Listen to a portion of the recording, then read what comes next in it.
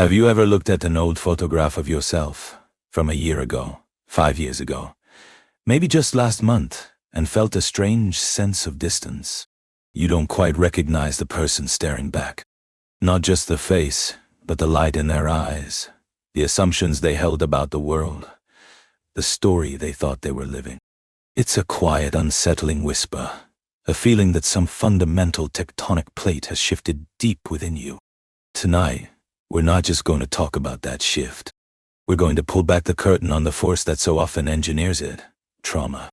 And more importantly, we're going to explore what it takes from us, yes, but also what it can give back. The profound, uncomfortable, and ultimately transformative revelations it can teach us about who we truly are. Now, I need to be perfectly clear about one thing. This is not about glorifying pain. Trauma is a violation. It is an overwhelming experience that shatters our sense of safety and leaves scars, both seen and unseen. But my hope with this conversation is that we can walk together into the landscape of that devastation and see how, sometimes, seeds of a new and truer identity can be found in the scorched earth. We're going to understand how the deepest wounds can lead to the most profound self-knowledge, acting as a crucible that burns away everything that isn't essential, leaving only your core. Part 1. The Great Unraveling, the shattering of core beliefs. So how does it begin? Often with the sound of shattering glass. It's the sound of the beautiful, fragile snow globe we've built around our lives suddenly cracking. Inside that globe is our worldview, our core beliefs, the invisible scaffolding that holds us up.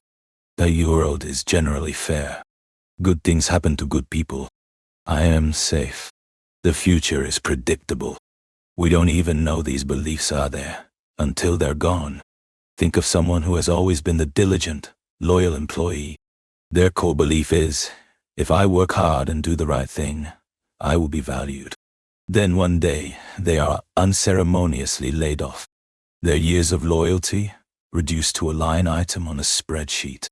The trauma isn't just losing the job. It's the demolition of that belief. It's the realization that the world does not operate by the rules they thought everyone had agreed to. This is an incredibly painful and disorienting process. It's cognitive dissonance on a terrifying scale. The map you've been using to navigate your life is suddenly revealed to be a fiction. You're left standing at a crossroads in a foreign land with no signposts, feeling angry, lost, perhaps naive for ever trusting the map in the first place. This stage is pure survival. But here is the secret that's impossible to see in the moment. This demolition is the necessary first step to building something new, something stronger, more resilient, and more aligned with the world as it is, not as we wished it would be. By forcing you to confront reality's capacity for chaos, trauma extends a brutal invitation to stop living in the snow globe and start living in the actual world. And accepting that invitation, that's where the real journey of self-discovery begins. Part 2. The alchemical process. Discovering your true values. After the storm, what's left in the wreckage? The superficial things are the first to be washed away. Concerns about social status, the chase for a promotion, the desire for more things.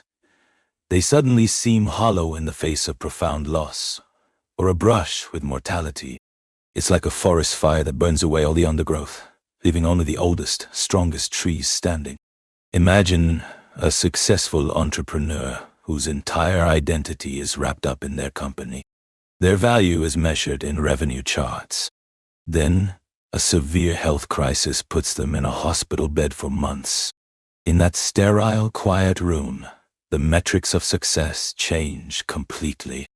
A good day isn't closing a deal, it's walking to the window. A valuable asset isn't a stock portfolio. It's the friend who sits with you in silence, the child's drawing taped to the wall. This is an alchemical process. Trauma, the lead weight of our lives, forces a re-evaluation of our personal gold. What do I truly value when everything else is stripped away? For so many, The answers that emerge are surprisingly simple, deeply human.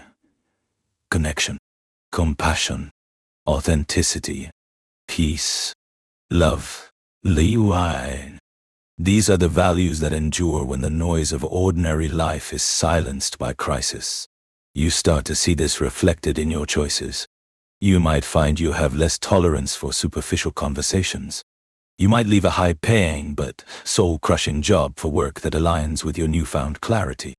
You're no longer operating from a script of what you should want.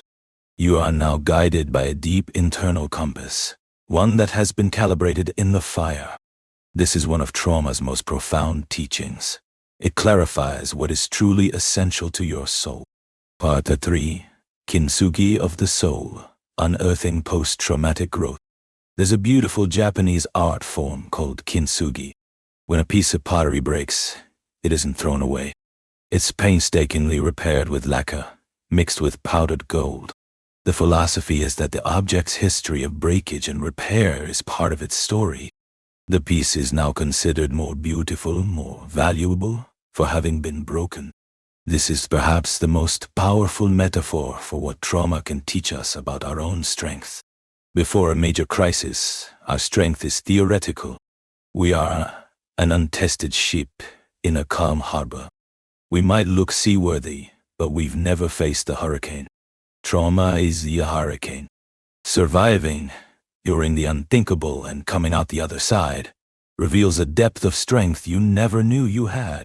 It's in the person who, after a devastating loss, finds the capacity to get out of bed, to care for their children, to simply make a cup of tea. These are not small acts. They are monumental testaments to the human spirit. They are the first stabs of golden lacquer on a shattered soul. And here's the crucial part. This resilience, what some call post-traumatic growth, isn't about becoming unbreakable. It's the opposite. True, kintsugi resilience acknowledges the breaks. It doesn't pretend they didn't happen. It integrates them. Your identity is no longer the person who was never broken. Your identity becomes the person who was broken and healed with gold. The scars aren't a source of shame. They're a map of your survival. This strength isn't loud. It's a quiet, internal certainty. It's the knowledge that you have faced the abyss, and the abyss did not consume you. This changes everything. The small anxieties of daily life lose their power. You've weathered the hurricane. A little rain doesn't scare you anymore. You learn that you are not defined by what broke you, but by the beautiful, powerful way you chose to put yourself back together. Part 4. The sieve of connection. Redefining your tribe. Trauma doesn't just change you, it changes everyone around you.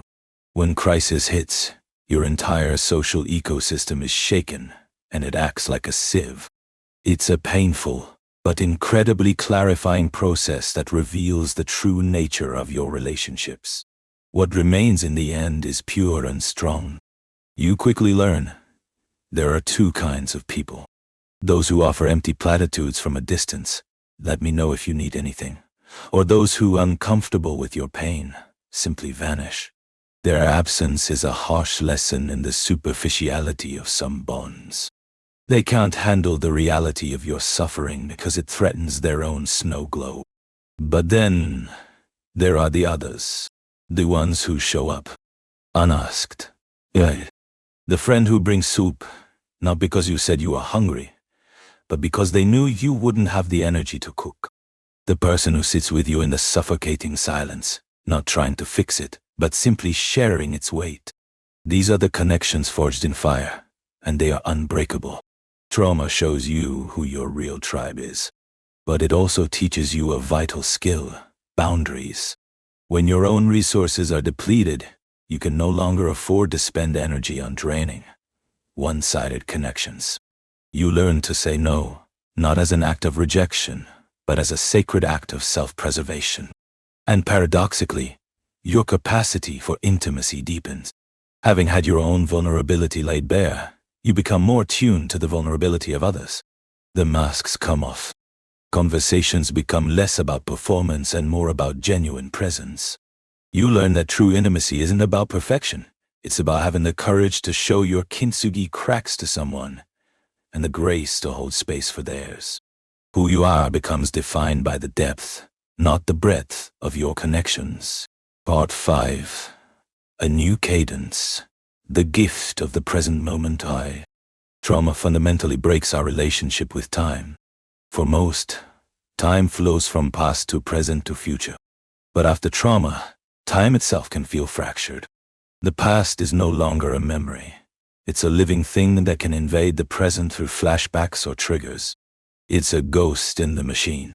The future can also become a source of profound anxiety.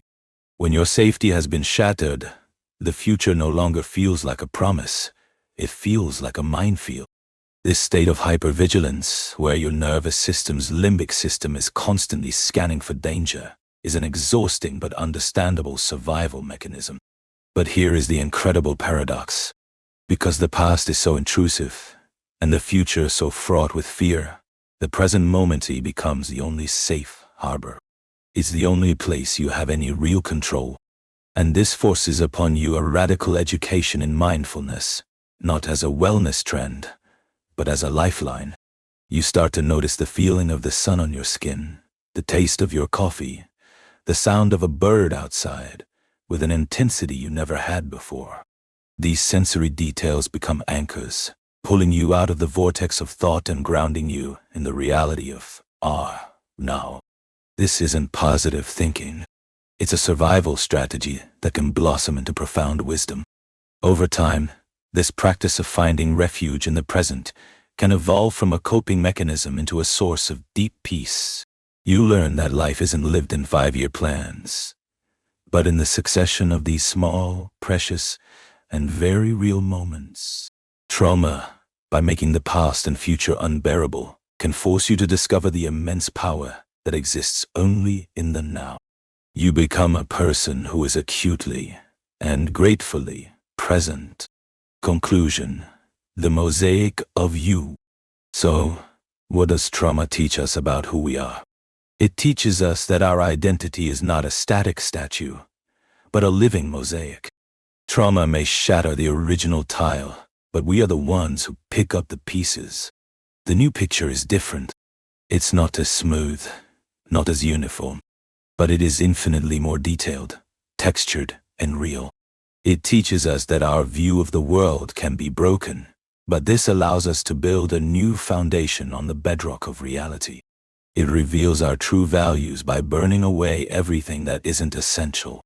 It introduces us to a kintsugi resilience that honors our scars. It redefines our tribe, leaving us with connections forged in fire. And it reorients us to time, teaching us the profound peace of the present. The journey through and beyond trauma is not about getting back to the person you were. That person is gone. The journey is about meeting, understanding, and integrating the person you have become. It's about learning to hold all of these new, hard-won pieces of yourself with compassion and grace. It is, in the end, a brutal but powerful education in the art of being human. If this conversation felt like a mirror in some way, and you found value in it, a like on the video helps more than you know. And if you'd like to continue having these kinds of conversations, consider subscribing and joining our community. In the next video, we'll explore the delicate art of setting boundaries, not as an act of pushing people away, but as an act of creating the sacred space you need to heal. My question for you is this, and I'd be honored to read your reflections in the comments. When you look back at a moment of great challenge in your life, what is one unexpected piece of wisdom or strength you discovered in the aftermath?